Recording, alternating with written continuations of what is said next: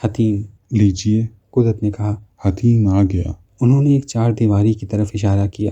مطاف میں گویا وہ ایک 1.5 اینٹ کی مسجد تھی، چھوٹی سی 4 دیواری جس کے اوپر کوئی چھت نہ تھی۔ اندر 50-60 آدمیوں کے لیے نماز پڑھنے کے لیے جگہ بنی ہوئی تھی۔ 2-3 صفیں بچھی ہوئی تھیں جن پر 4 آدمی کھڑے نفل پڑھ رہے تھے۔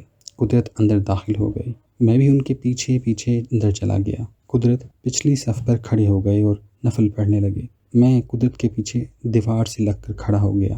میں نے 2 نفلوں کی نیت باندھی۔ ابھی میں نے سورہ فاتح شروع ہی کی تھی کہ چاروں طرف سے آوازیں آنے لگیں۔ ایک شور سا بلند ہوا، ایک عجیب سی بھن بھناہٹ، جیسے بکرے جتنی بڑی مکھیاں بھن بھنا رہی ہوں۔ پھر اس بھن بھناہٹ کے پس منظر میں آوازیں سنائی دیں۔ کوئی چیخ رہا تھا، کوئی چلا رہا تھا، کوئی گھور رہا تھا، کوئی ڈانٹ رہا تھا۔ پہلے وہ آپس میں چہمگوئیاں کرتے رہے۔ ارے یہ شخص، یہ یہاں، اتنی جسارت، باہر نکالو اسے، باہر نکالو، اٹھا کر پھینک دو، لا حول ولا قوت۔ پھر وہ سب گویا براہ راست مجھ سے مخاطب تھے۔ چل توڑ یہاں سے، چل نکل یہاں سے، چل یہ تو کہاں گھسا ہے، یہ تو کہاں شرم نہیں آتی تجھے، ذلیل، پلید کیڑا، تعفن سے بھرپور، تو ساری فضا کو متعفن کر رہا ہے۔